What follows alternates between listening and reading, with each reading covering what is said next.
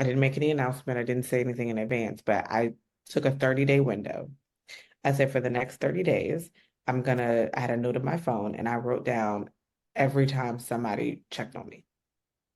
I also notated every time I reached out and they didn't respond or didn't, show up Mhm. for 30 days.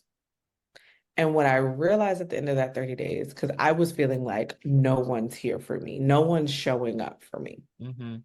What I realized at the end of the 30 days was it's not that no one's showing up for me, it's the people I expected to show up aren't showing up Mhm. for me. Join us at the inaugural Ascend Summit, where empowerment and healing become part of your new reality.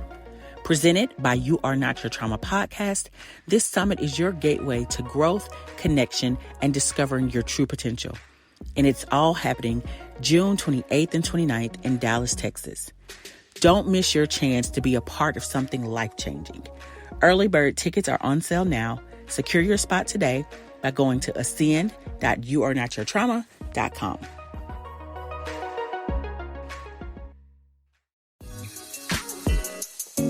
Welcome to the You Are Not Your Trauma podcast, a show that reminds you that you are not alone, your experiences matter, and you are not defined by what you've been through. Each week, you will hear from the host and invited guests who have either personal or professional experience with trauma. They will share their stories and strategies for overcoming past wounds and beginning the journey toward healing and wholeness. Now, here's your host, a gifted speaker, author, coach, and entrepreneur, Harriet M. Harris.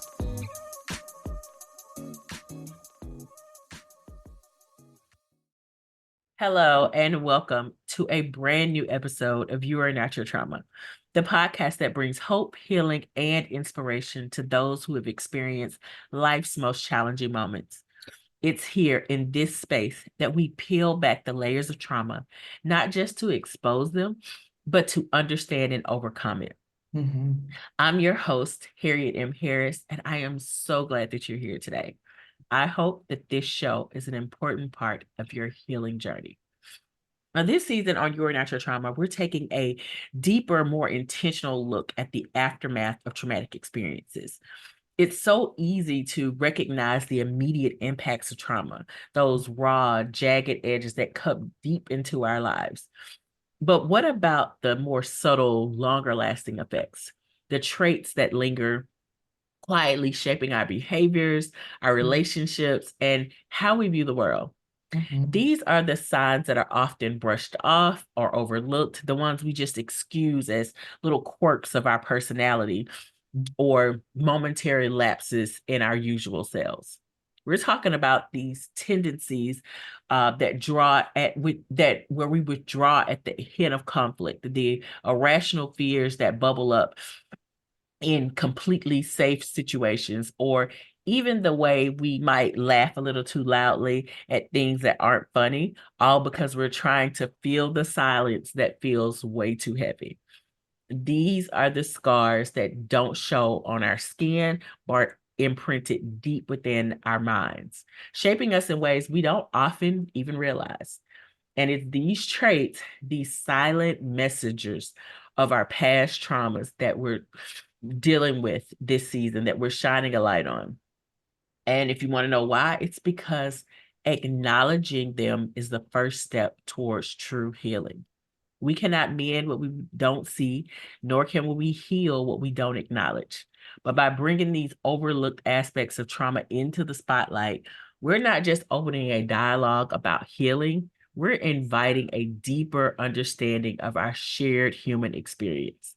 Now, today's episode, Building Walls, Not Bridges, How Trauma Leads to Emotional Isolation, is going to really drive into how trauma manifests in one of its most common but overlooked consequences, which is emotional isolation. Now, our guest today is Tiara Riley, a motivational speaker, life coach, and 5-time published author. Tiara has dedicated her life to providing transparency and ensuring her story helps others.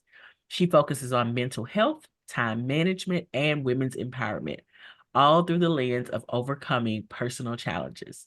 Tiara, welcome to the show. Thank you so much for having me. Thank you. Absolutely. Now, Tiara, to kick things off, could you tell us a bit more about you and the work that you do? And now, specifically, how you integrate your own experiences with trauma into helping others navigate their healing journeys. Absolutely. So the biggest way that I integrate some of my traumatic experiences have been through my books, most Mm, notably. Like I really have very honest and open conversations about the different things that I'm experiencing. My first book actually was a journal that became a book. So mm, it's really raw, it's really unfiltered, it's really out there because it started as just a journal. right. Um, but in the process of that becoming a book, God made it very clear that my words and my stories could help other people. Mm, And so that was the real push for the first book and subsequently the others. But I've been through a number of different things and in the grand scale, I don't necessarily feel like my life was traumatic, but I have experienced traumatic experiences. I've miscarried twins, 3 weeks apart, no less. I found out one was dead on my birthday, of all things. And within the next 3 weeks, I had to deliver both of them and push them out vaginally, and knowing that they weren't going to make it. And that was probably one of the most traumatic experiences of my life until fast forward and I find myself in what I now view as an abusive relationship. Um, he never kicked, he never punched, he never broke a rib or a black eye or, all the things we traditionally assign to domestic violence. But he right. pushed, he shoved, he pinched, he bit, all of these things, this physical intimidation, the financial manipulation, the mental and emotional abuse, and the sexual manipulation, and just so many layers to what um in the aftermath I've Yeah. realized was like covert trauma. Like it didn't feel I can't even say that. We've had verbal conversations where I was like, you are actively traumatizing me. Mm, Like you are currently in this moment, you are traumatizing me. But that didn't change anything. It really didn't. And eventually I had to walk away because it was starting to impact our daughter. And so I just had to go. But after the separation and after, we were living together, so after he moved out, that was the first time in years I felt safe at home and didn't even realize it. I had no conscious awareness that I was not feeling safe in my home mm, until after he moved out. And I was like, oh, wow. I ain't felt safe in 3 years. Like, that's crazy to not feel safe in the home you stay in for years. And I am relatively new to even talking about it in a public capacity. One, because we share a child and Yeah. you get a lot of shaming associated with the Mhm. reality that we share a child. But in my journey, I've had a number of people um, in my family who have shamed me for being honest about my experiences, or the thought process of like, don't air your dirty laundry, and why are you telling the Mhm. world your secrets and all these other things. And I'm like, Yeah. for every one person who has asked me to not share my story, which is crazy because like, and to paraphrase Cat Williams, if you wanted me to speak better of you, you should have treated me better. What? Say it again. Say it Hello. again. Yes, But, absolutely. for every person that has like judged or criticized me for being honest about my experience, Mm-hmm. I've Mm-hmm. had three people be like, "Oh my God, thank you so much for sharing your story. Mm-hmm. It really helped Mm-hmm. me. I went through something, all of the things." So Absolutely.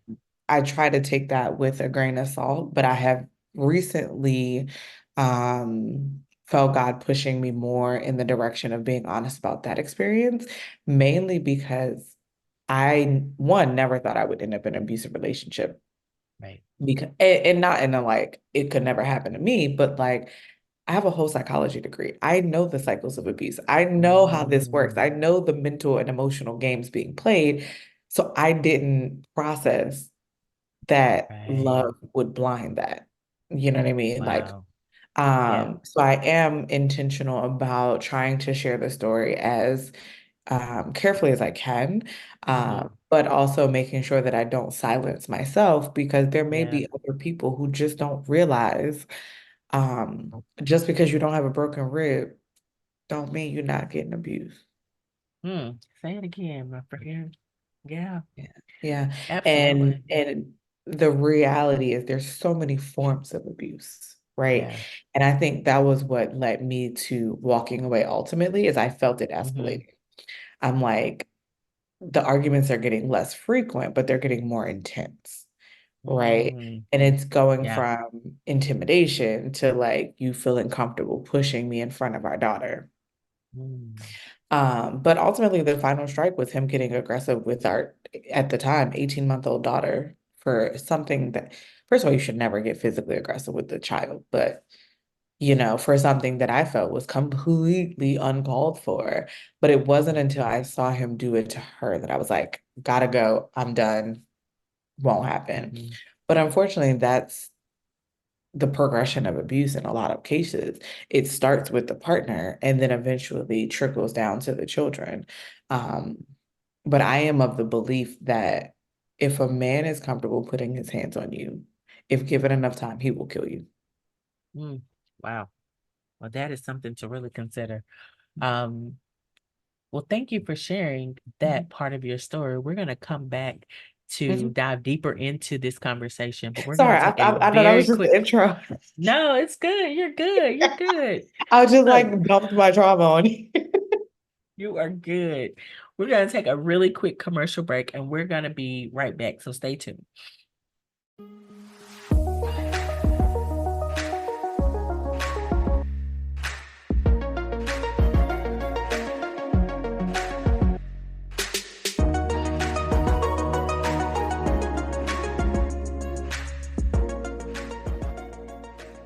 Thanks to our sponsor, Beehive Dallas. To translate your ideas into a quality podcast, you need a good studio. Bring your voice to the Beehive Dallas Podcast Studio. Located in the heart of the Dallas Design District, their cozy studio has easy to use professional recording equipment with 4 microphones and an adjoining conference room for planning and breaks. If you like the way we sound today, you should visit Beehive Dallas.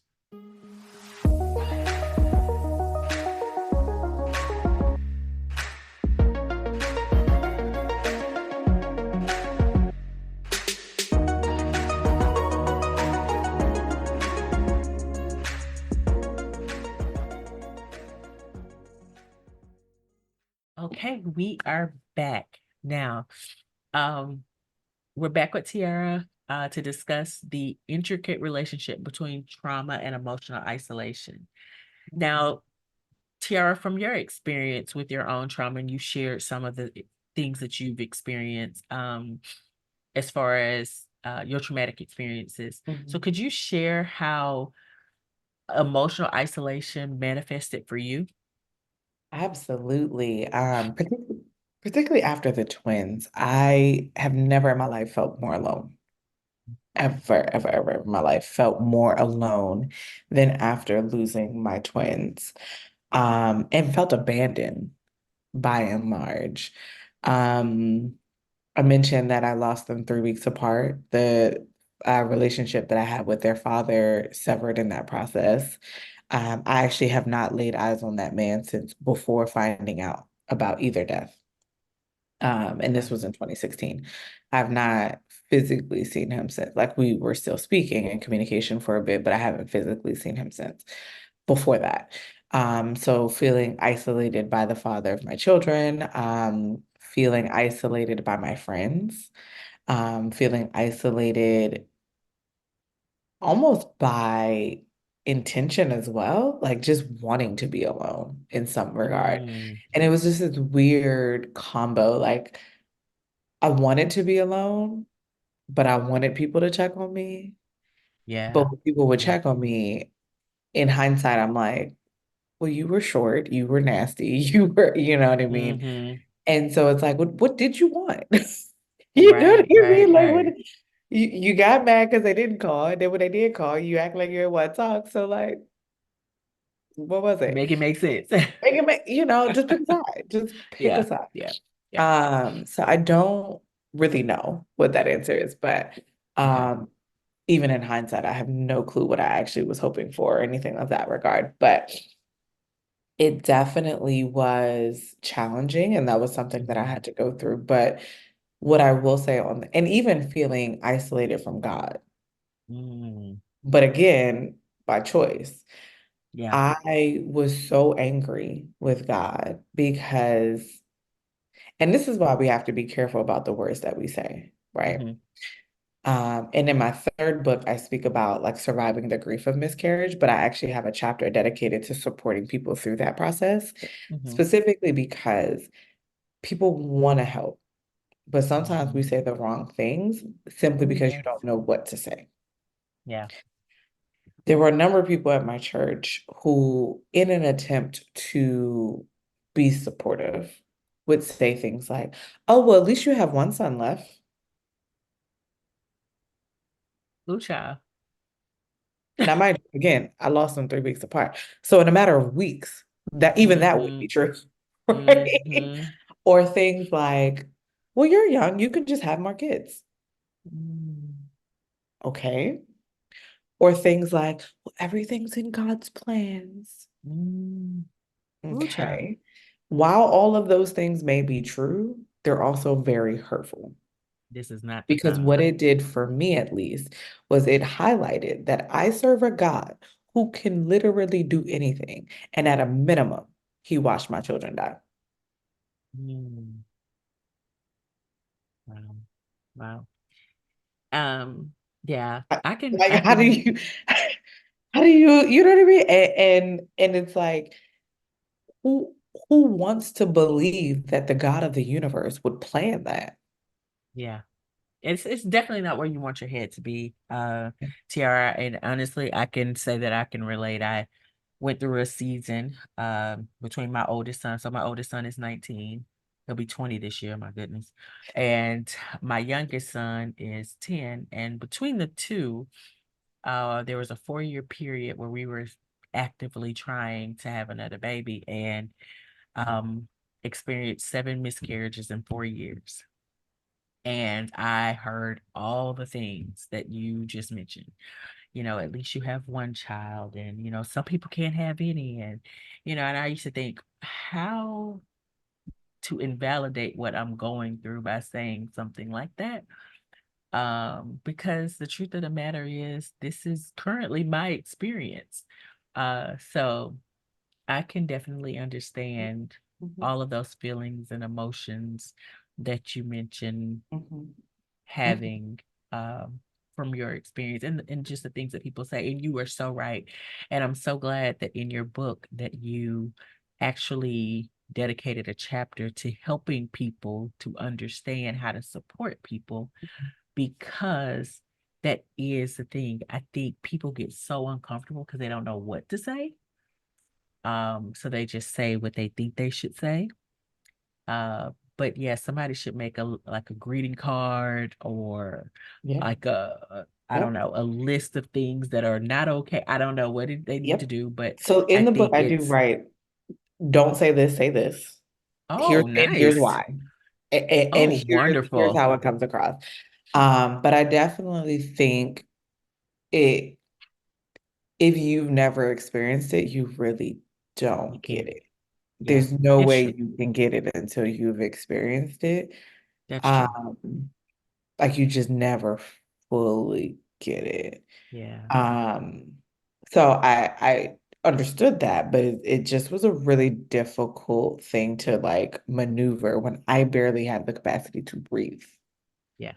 Yeah. And so I would just go to work, come home, go to sleep, go to work, come home, go to sleep, cry in the bathroom at work, cry on the way to work, cry on the way home.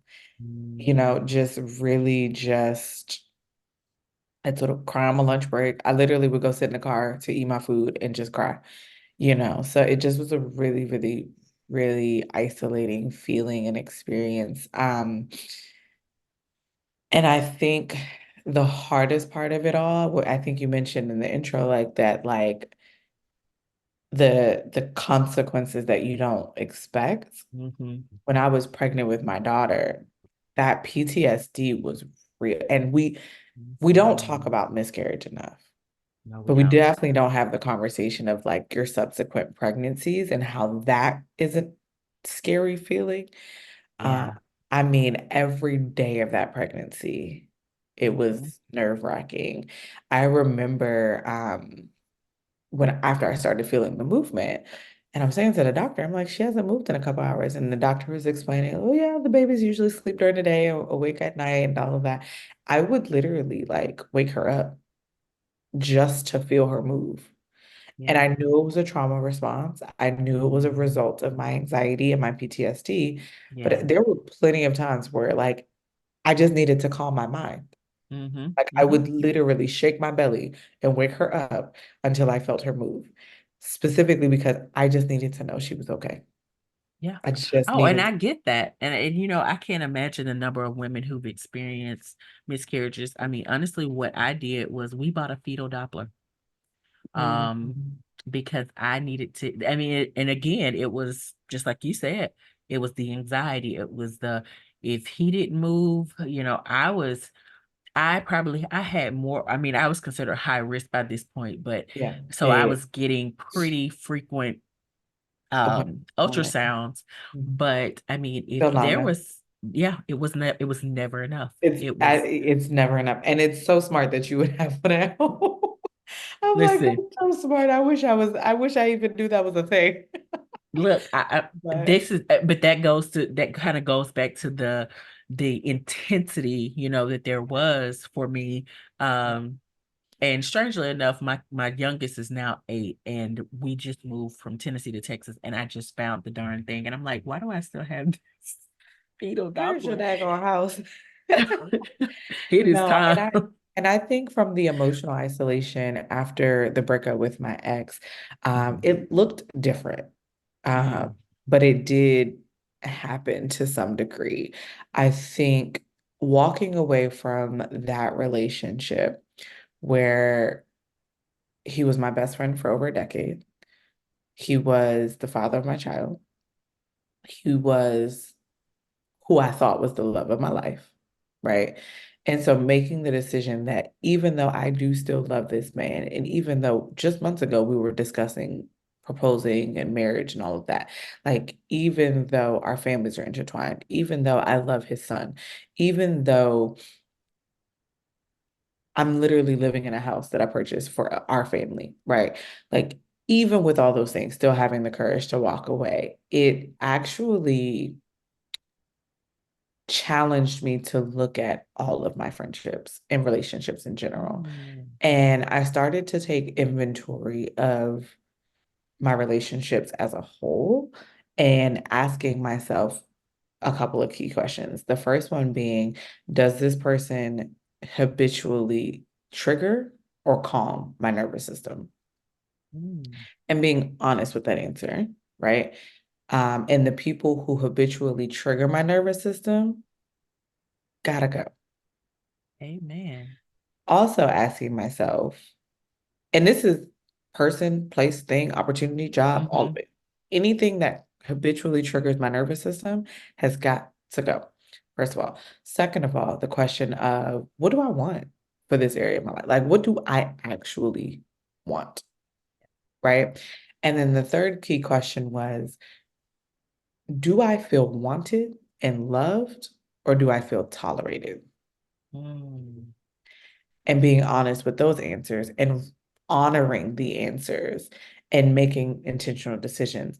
Like I love my sorority, Sigma Gamma Sorority Incorporated. I love, love, love my sorority.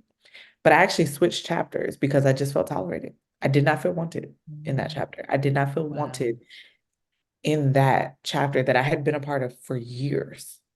Yeah. I'm going through leaps and bounds to stay connected to a chapter in a state that I no longer reside in, Mm, and I only feel tolerated. wow. When there are chapters nearby one of which I had previously been a part of. And anytime I'd interacted with anybody in that chapter, it was nothing but love, warmth, Mm. reception. You know what I mean? Never a question of like, are you being fake nice? Or like, you know what I mean? Like, child. Needless to say, the other chapter is in the South. Southern hospitality is a faux pas, let me tell it. Well, It's I'm from the sham. South, so I don't know. It depends on Sham. which I part of said the what I South. said and I It meant it. depends on the I depends on the part of the South. said what I said and I meant it. Okay, because ain't no way. Listen, I I'm in was Texas now, so I don't follow that rule for Texas for maybe sure. I was raised in the DMV by a New Yorker. I ain't got capacity to fake nothing. If I don't like you, you gonna know it. You're just gonna know it. You're Yeah. just gonna know. It ain't gonna be a question. If you have to ask, the answer is yes. Mm, And that, but that's just okay. not. But with this chapter in my home, the state I live in now, I'm like, it's closer, it's well organized. I Mm-hmm. feel nothing but love and support when I interact with anybody that knows me from that Yes. chapter. I go where I'm wanted. I literally just had this conversation with like a dating prospect. Like it ain't even that deep, right? But I told him, I said, I think I asked the question. I was out of town. I was like, "Oh, I'm back in town. Do you miss me?" He was like, "Haha, no." I said, "Okay, well, you could just go ahead and delete my number." Mm, He's like, "But it's a joke." I said, "I don't do unsure energy. I go where I'm wow. wanted, not tolerated. And if you," he's like, "Well, I don't even know you like that. Why would I, why would I miss you?" Cool. The five other guys that I just texted to all had yes, hell yes, absolutely. When we going out, that's the energy I'm looking for. If you think it's appropriate to humble me, you gotta go. Have a Hey, I good love it. I have a love good it. day. And it really is realizing that it really is that simple, right? Like Yes. it Yes. really is that simple. Go where you're wanted, go where your nervous system feels safe, and go where you want to go. And once you start being clear about that and then Mm-hmm. honoring the answers to it Yeah. in every area of your life, Mm-hmm. life's good. I The job, get it. do you feel wanted or tolerated? Do you want to Mm, be there? And does it trigger your nervous system on an ongoing basis? mm, The partner, the friends, the family, the opportunities, the I business love it. connection, I love it. all of it. Like once we really be like listen to our nervous system, girl, it's easy. And then every decision thereafter just has to be aligned in the Yeah. direction of what you said you wanted for your life. I love it. Everything else is easy. It's really that simple. Now, so as I'm listening to you with these three questions, and I absolutely love these questions, so I hope our listeners are like writing these down Okay. because It'll they, change your life. It'll bless you if you let yeah, it. that I'm telling you. So were these part of like what kind of took you, what it took to help you break through that isolation? Like, were these the questions or some of the steps that you took to break through? Absolutely. Okay. Okay. Absolutely. So definitely, and it took some time and it took a lot of intentional isolation, right? Like Mm-hmm. walking away from those unhealthy relationships Yeah. and trusting that better was coming. And Mm, I remember when I made the decision to walk away from some other decade plus friendships, um, that Christmas. So I separated from my ex in September of 2022. mm-hmm. He moved out in October 2022. That Christmas, I literally went to the mail, like December, whatever, went to the mailbox, checked the mail, got this like random card in the mail from an unmarked envelope, but whatever. I opened it, no big deal. And I was like, wait, Chima's, which if anybody knows me, Chima's Brazilian steakhouse is like my favorite. Okay. Favorite. I love a good Brazilian steakhouse, but Chima's is that girl. Okay. Chima's is that girl. My best friend does not live in the area, so her and I have never even had that conversation, Mm-hmm. right? She literally sent me a gift card to Chima's for Christmas Mm. because she saw a random tweet months. And when she said it, I couldn't even recall the last time I've tweeted about Chima's. Wow. So it literally had been months. And she cataloged it and was like, This is And the for Christmas Christmas, that's gift. what she got me for, Nice. a gift card to my favorite restaurant of all time. That became the standard. To be loved how I love became the Mm, standard. And if I I love it. don't feel that, I literally in that moment said, if it's just me, God, and her, that's it. But what it did was when I got rid of the unhealthy, the Mhm. unbalanced, or the unreciprocated relationships in my life, I made space for other relationships to come in. Nice. And so I got closer with other people over that time. I ended up getting new friendships over that time. But it was just a beautiful thing to then look up and be like, wow, I all love I it. had to do was get rid of the bad. Yeah. And it's not even that they're bad people. They were bad for me. Yes. Absolutely. And that's enough to let you go. I don't hate you. Mhm. I'm not mad at you. I just can't be an active part of your life. And that's okay. That's Yeah. okay. And I'm literally walking away from people who I've known for over a decade Wow. Wow. to be alone. You know what I But you're mean? doing what's best for you. But I So, had to do what was best for me. And on the other side of walking away was better. The job that I have now, I literally walked away from my previous job because it was not good for my mhm. mental and emotional well-being. I literally walked away from that job with no job lined up. I was unemployed for several months. I want to say like 3 or 4 months. Unemployed. I had a kid. I had a mortgage. Hold on. Walked away. I was like, I can't do it. Can't do it. Won't do it. I'll figure it out. That's it. And literally decided, okay, what do I want professionally? What is, and when I tell you to the T, I said I wanted to be fully remote. I am. I said I wanted to make this was my minimum and did. I said I wanted to have good work-life balance and do. I wanted a boss that Nice. did not micromanage and don't. Like literally everything that I said I wanted in my next job, I got. It took some time. It took that Yeah. isolation period. It took that time of like not having a job. But God damn it, it was worth it. I Okay. I know. love it. But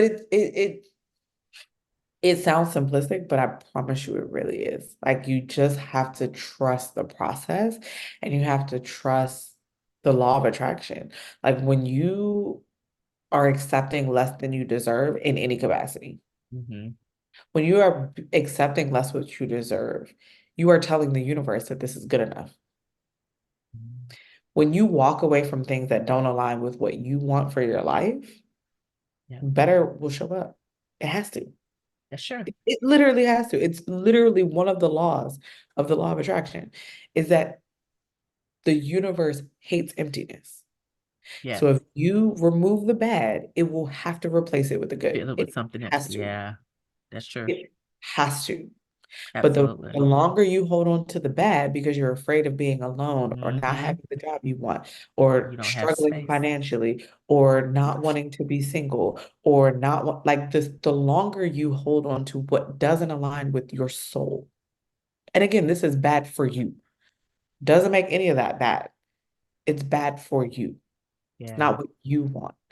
But the longer you hold on to it, the further you delay finding what actually does work for you. It's true.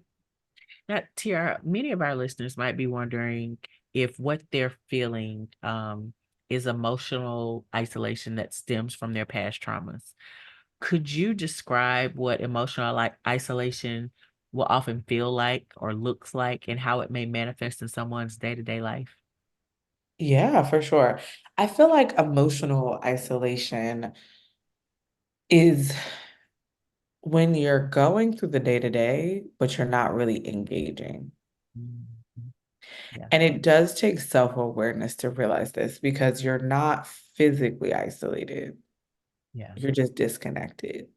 And it does take reflection, it does take thought and awareness, and it does oftentimes, or a common response to trauma in my experience has Yeah. been busyness, Hmm. right? Like we Yeah. try to busy ourselves through it. And when you're too busy, you can't think. Yep. which is That the is true. point. Yeah. But if you're not stopping to think and you're not stopping to feel, most importantly, you won't have the awareness that you're isolating yourself. Because again, you're still Mhm. interacting with humans, you're still going about your regular day. It's that you have to pause and feel it, and you have to let yourself go through the dark places. Um, like lately, I've been extremely busy. And literally this week, I blocked my calendar. I blocked my work calendar, blocked my business calendar. I told my team for my business, I said, if you call or text me, I will block your number. And in fact, y'all need to take a week off too. Like, because we have to pause. We have to Yeah, stop. We have it's to true. you can't even hear yourself think. Mm-hmm. That is true. I have Not been there. go, go, go, go, go. And we gotta stop trying to outwork Jesus. We do. Mm. We do. And do The his God, job. okay, the God of the universe and his son took breaks. But you want to sleep when you die? Baby, no. Mm-mm. Mm. Like, really think about that. When God was making the earth, he made it in 7 days. Do you really think he needed to rest on the seventh day? No. He could have just wrapped up his project on day 6. Honestly, he probably could have did it in the snap of a finger. He was Right. modeling pacing yourself. He was modeling rest. He was modeling, like, if we're created in his image and he rested on the seventh day, why are you working 7 days a week? Ooh, don't be all in my business. But no, I'm And just will, and will, but facts. No, seriously, that is you so know? true. And then Yeah. even when Jesus was on the earth, he went to the mountains for 40 days. Mm-hmm. When's the last time you went 4 days? Mm. Mm. Yep. Yep. You I got feel more power than seen. Jesus? Girl, no, not at all. You know what I mean? Like, but we But don't no, what think you're about it saying is like so that. accurate though. And like you mentioned before, it's the response of staying busy because you don't and honestly, I can say that it wasn't intentional. I had to kind of like you mentioned, that reflecting back, I stayed busy because I felt like there were so many things that needed to be done. I did not make rest a priority. I am working very, very hard on changing that part of my life. And taking a lot, more time to rest, to sit down, I'm giving myself a bedtime. Lord have mercy. Mhm, My mhm. kids got a bedtime. I got a bedtime too. So, Okay. And yeah. So honestly, sometimes I'm in bed before my kid, and she 3. I'll be like, listen, just watch TV, child. Just as long as you lay down, I don't care. I'm tired. yeah, look, I'm I'll going to turn that sleep. I alarm need, on. Make sure don't nobody leave in or yeah, out. Nobody coming in, nobody going out. Turn that and that's alarm it. on. Exactly. Yes. And I just closed her door, and child, I remember one time I woke up at midnight. She in there laughing at the TV. I said, girl, if you don't go to bed. But I promise you, I was not. Oh, That is but so funny. it's really, and I think the hardest part is being honest about what our actual priorities are. That's A true. lot of times we talk about like, oh, put yourself first and all these other things, and it Mm-hmm. sounds cute, but it's not what you're actually doing. Yeah, that's true. It's just not. So I have a whiteboard in my office where I literally prioritize everything. All the things that I'm responsible for, it's ranked in order, and the subcategories are also ranked in order. Mm. I've already decided what the pecking order of my life is. My kid comes first. She ain't asked to be here. She cannot fulfill her own needs. I asked her to come into this world. My kid comes first. Absolutely. But guess who's a close second? You. Oh, it's and is. So if I need a nap in the middle of the day, guess what I'm about to go do? Good night. I love It it. really is that simple for me. I get massages Yeah. throughout, when she's at daycare, that's when a majority of my self-care takes place. Yeah. Or, if it's a weekend where she's with her dad, I promise you, I maximize it. Even if that maximization is just like, I want to say the last time it was a Saturday when I had nothing to do, I did nothing. I didn't even Yes. leave my house. Okay. Yeah. Like, but that's self-care. We gotta Yeah. I be think sometimes we have to remember that self-care includes rest. Right. Like it don't always have to be Yeah. going somewhere. Sometimes it's like Yeah. I'm a binge watch Married to Medicine There you go.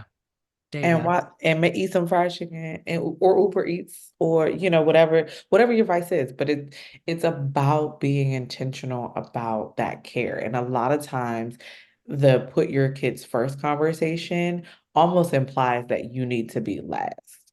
That's not Yeah. true. And because the reality is, I promise you, if I, for God forbid, had a heart attack and croaked, my job would have my job posted before the Mm-hmm. obituary. Oh yeah. Okay. My kid, her world would be rocked. Yes. So true. But we put our jobs before our families. Mm. I'm replaceable there. I'm But I'm not irreplaceable at home. replaceable. Yeah, that's right. That's right. There's no world where my kids or caring for myself should go before a job. That's If true. I got fired tomorrow, I could find something within the next 2 to 3 months. Sure. You should have like it. Not only am I replaceable to them, but they're replaceable to me. Why am I placing it above my Absolutely. kid? Yeah, that's true. That's true. In what world? Yeah. Like it just. Yeah. But we say our priorities, but we're not Mm-hmm. living the priorities that we say we have. That's true. That's important too. That's definitely important. Now, Tiara, it going back to the our topic of, Yep. building walls, not bridges. It's easy to build walls because it protects us. It's like a protective measure. Hmm. What are some subtle signs that you've seen or experienced that we might be doing this without even realizing it, especially when we're, in our interactions with others? Now, don't get me wrong, like I know I see the value and the importance of removing the people that don't need to be there. Right. But when we're thinking about the people who, made the list, the people that have been supportive, the best friend who gave you your gift, the gift card, who's being intentional, who's loving you the way that you're loving her. Hmm. So when you're having the moments, and I'm really looking for, a way to help our listeners understand as Hmm. well, of, building walls and kind of blocking people out. Hmm. What are some signs that they may be doing this and not knowing it? I think it's really hard to know that you're doing that. And I think that's Mm-hmm. the benefit of external accountability in those cases. So you should have a relationship with a therapist, particularly if you've experienced trauma, right? Yeah. You need a therapist Yeah. to walk you through that process. And they are trained to be able to identify patterns and read through what you're saying and Mm-hmm. get to the meat and the root of it. So you need those external categories. Another thing that, obviously I own a life coaching firm, so I'm always going to advocate for a life coach. But the benefit to that life coach is, again, accountability and guidance and being able to help you navigate these challenges. To be able to say, hey, my friends aren't reaching out to me. Well, when's the last time you reached out to them? Right? Like we're able to hold that Mm-hmm. mirror up and, give that pushback and, have you verbally communicated what you needed or are you expecting them to read your minds? Right? True. Like the biggest difference between my trauma related to my losing the twins versus the trauma related to after the breakup. With the breakup, I literally sent a text, hey, I'm going through a really dark time. Whatever support you can muster up, I would really appreciate it. And I sent that to Mm-hmm. all the people I was expecting to show up.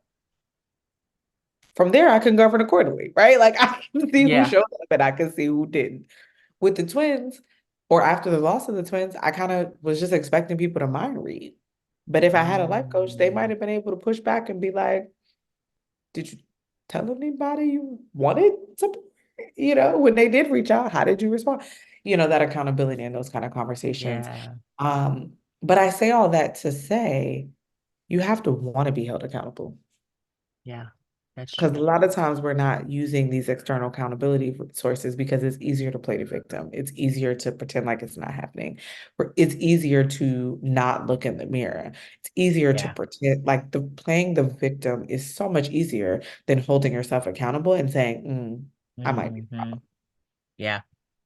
because you So are a victim to your trauma, but you don't have to be the victim to the response to the trauma, right? But it's absolutely. easier to lean into that. Well, I'm a victim, I'm a victim, I'm a victim. And it's like, well, in Mm-hmm. this case, you could have had a different experience if you just use your words, right? Yeah. So I think it's really just that getting that external accountability. But again, that requires wanting to heal and wanting to be held accountable. Yeah. And I think that's really easy. It's a lot, I won't say really easy, but it's a lot easier to do once you recognize what you're doing is isolating Yeah. yourself. Yeah. For the And for people me, who are journaling, I was gonna say journaling has really helped me with the like internal reflection. I getting journal things pretty out. much every day. Um, but it's that also that commitment to like wanting to improve, wanting to do Hmm. better, wanting to ask myself the tough questions. Yeah. What about like for people who, I know you mentioned a period where you just went to work, went home, went to work, went home, you Mhm. know, um, turning some of the things that I think about, is like turning down invitations or not just doing the work at home. Um, and I know in some cases we just tired and we don't want to go nowhere, but in other cases when we're dealing with something, um, what about some of those or what would you say some of those other uh things, I guess, that we kind of eliminate out of our lives that would maybe Yeah. signal um that maybe there is something going on that we need to consider, that we need to get that Mhm. external help for. Yeah, anything, and this is part of the marker of depression. Hmm. If you stopped having the desire to do things that you normally want to do. True. If you like for me, after losing the twins, I was not active in my sorority. I've been a part of my sorority since 2010. That is one of the only times I've ever not been a part of my like actively involved in my sorority. That was a marker, right? Mm-hmm. I had no desire. I didn't even want to go to parties. I didn't care. I wasn't even keeping up. I just did not want to be a part of it. Um, I love to go out to eat.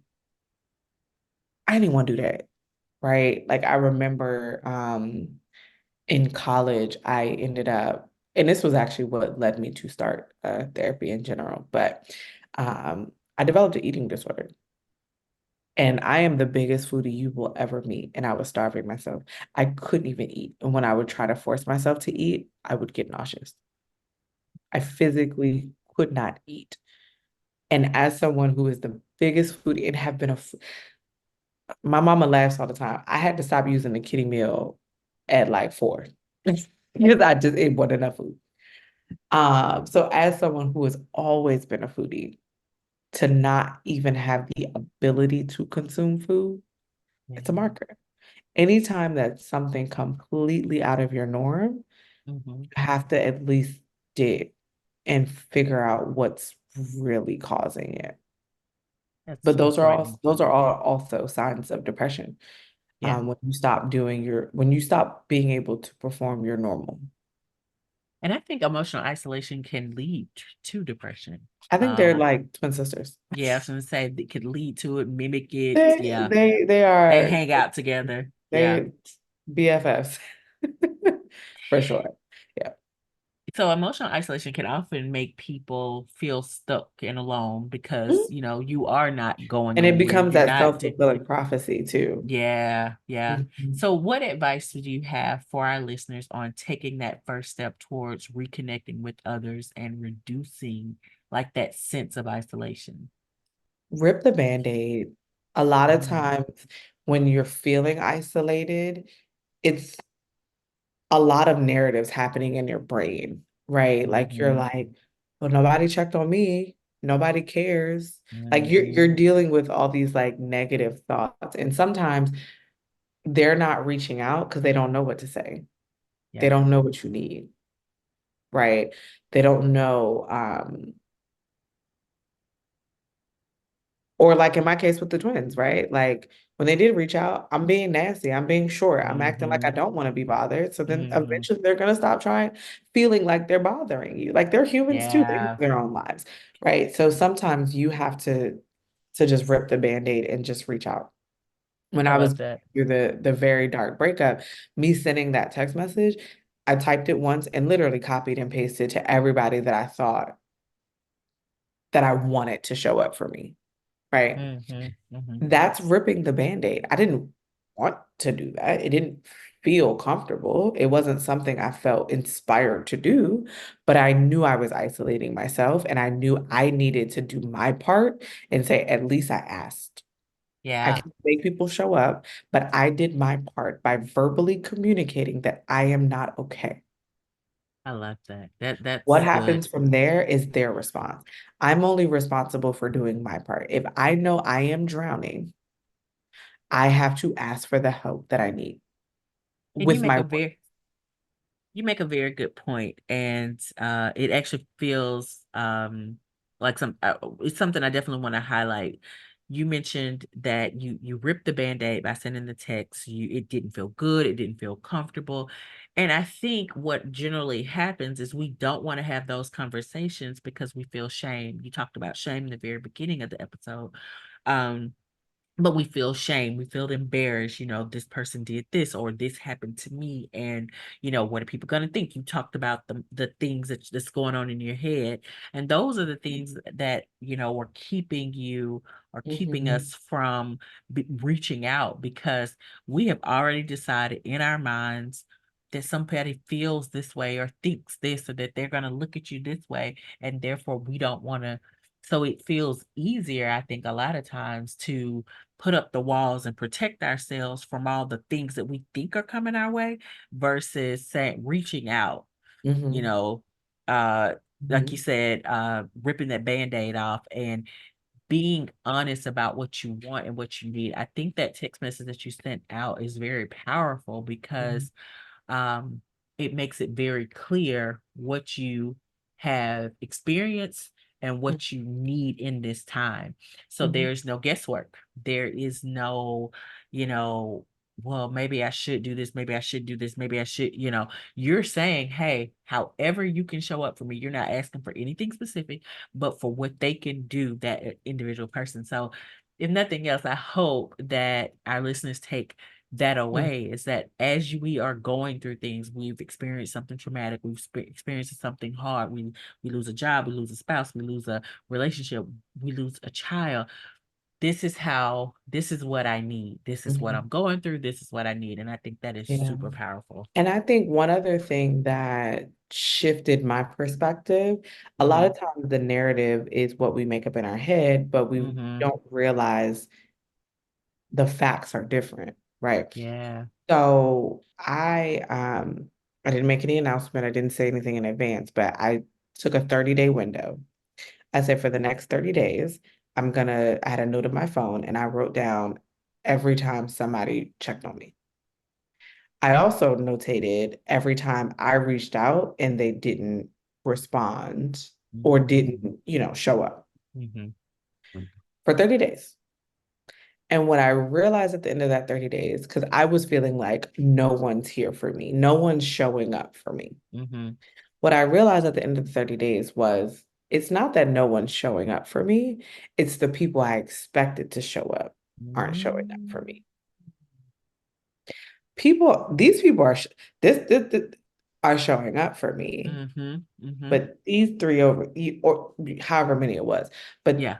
this subgroup of friends that I was expecting to show up, that I was expecting to be available to make themselves available, are the ones that aren't showing up. And I'm allowing this experience over here to say nobody's showing up for me while Mm-hmm. ignoring all of these people. Hey, just wanted to check in. How you feeling? Yeah. But because we weren't close at that time, Yeah. but they were aware of what I was dealing with, right? Just because I wasn't looking in this direction. Mm-hmm. Mm-hmm. Yeah. And it really shifted my perspective because it gave me the facts, it gave me the data Yeah. to challenge the narrative of no one cares and is checking up on me, no one's showing up for me. No, no, Mm-hmm. no. And that's when I started to put my energy towards just that list of people who were showing up and who showed up for me in my time of need. That's where I started to pour my energy into. I never really had like a friendship breakup with these people. I just kind of distanced myself. And magically, when I stopped pouring into the relationship, I don't hear from them again. I'm Well, sorry. your insights, Tiara, have been incredibly enlightening, and I have really, really enjoyed our chat today. We're going to take a quick commercial break, and then we are going to return and wrap up this incredible conversation. So, guys, stay with us. We'll be right back.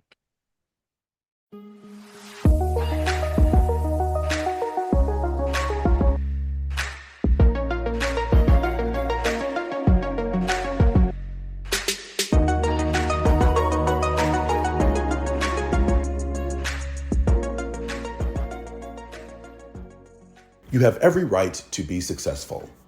You have every right to be happy. You have every right to live the life you dream of. But your negative thoughts are holding you back from achieving those things, and it's time to stop listening to them. Sound familiar? If so, then this book is for you. Stop Stopping Your Success, a guided journal to break free from the negative thoughts holding you back from your dreams, is available now on Amazon and BarnesandNoble.com.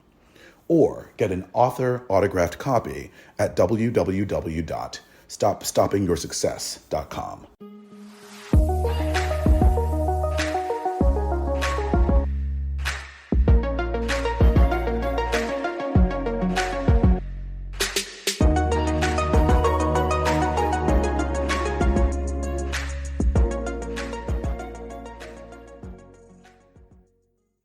Okay, we are back. Thank you guys for staying with us. Now, I want to extend a heartfelt thank you to you, Tiara, for sharing your wisdom and your experiences with us.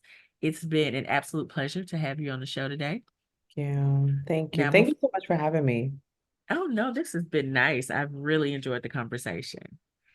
Now, before we wrap up, I'd love to hear your final thoughts. What message do you want to leave with our listeners today, especially those that are feeling the weight of their own emotional walls?